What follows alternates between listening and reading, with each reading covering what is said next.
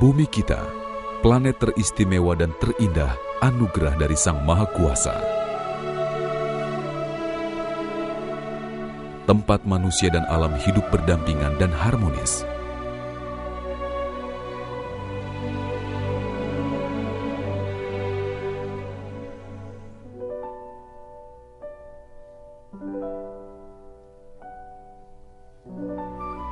(1962). Inilah awal dari kiprah WWF di Indonesia.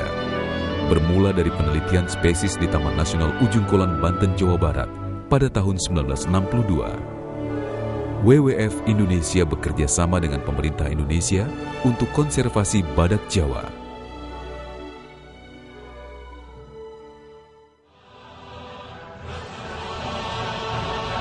Keadaan mulai memprihatinkan. Manusia berlomba-lomba mengeksplorasi bumi pertiwi.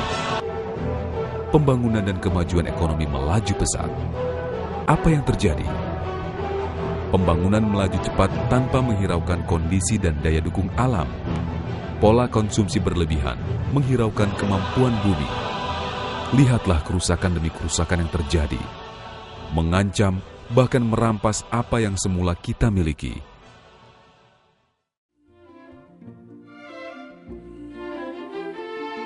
Hilanglah hutan, hilanglah laut, hilanglah kehidupan. Jumlah spesies langka semakin menurun karena ulah manusia. Harimau Sumatera menjadi satu-satunya jenis harimau yang tersisa di Indonesia dan terancam punah. Kerabatnya harimau Jawa dan harimau Bali telah punah beberapa puluh tahun lalu.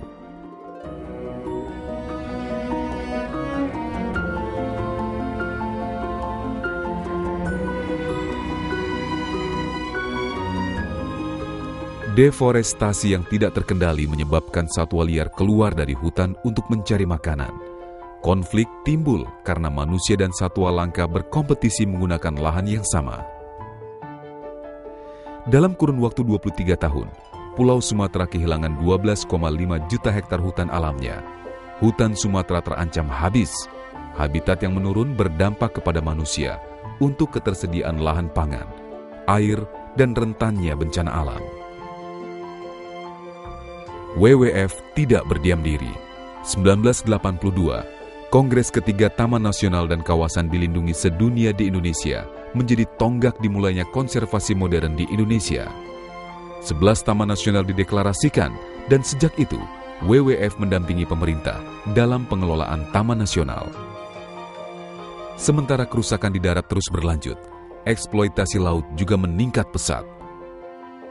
74% dari total emisi gas rumah kaca Indonesia tahun 1994 dihasilkan dari kegiatan penebangan dan kebakaran hutan.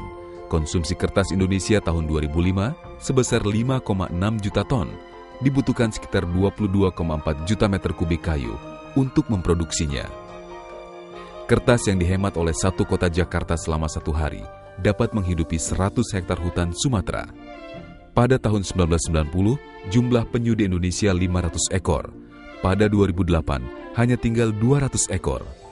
Pada tahun 1990, jumlah terumbu karang di Indonesia seluas 1.000 km. Pada 2008, hanya tinggal 500 km. Dekade ini, WWF mulai bekerja sama untuk perlindungan laut dan lingkungannya.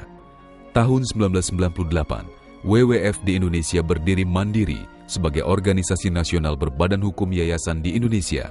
Tingginya laju kerusakan alam mendorong WWF untuk bekerja di wilayah Sundaland, Wallacea, dan Sahul. Global warming, bumi semakin panas, polusi dan limbah industri, gaya hidup yang tidak ramah lingkungan, emisi karbon dari transportasi hanyalah sedikit dari kontribusi manusia terhadap turunnya kualitas bumi kita. Ya, pemanasan global adalah fakta yang telah terjadi dari praktik kehidupan kita yang tidak ramah lingkungan. WWF memulai kiprahnya untuk menangani isu ini dan bergeser ke tematik program untuk lebih strategis dalam menghadapi tantangan perubahan zaman dan tuntutan global. Berbagai program dan kegiatan yang melibatkan berbagai pihak dalam koridor penyelamatan lingkungan dan sumber daya alam telah dilakukan secara berkelanjutan. Kita 50 tahun. Apa selanjutnya? 28 kantor, 18 provinsi, lebih dari 400 staf, dan lebih dari 40.000 supporter.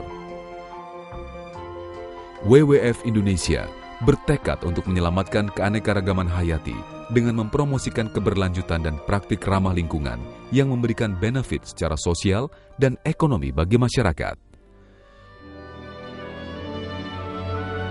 WWF Indonesia bekerja dengan berbagai mitra untuk memperbaiki kerusakan ekosistem. Target kita meningkatkan kemandirian organisasi melalui upaya penggalangan dana dari dalam negeri secara bertahap 10, 20, 30, sampai 50% jauh ke depan. Ini berkaitan dengan martabat dan kelestarian NOM sebagai aset bangsa.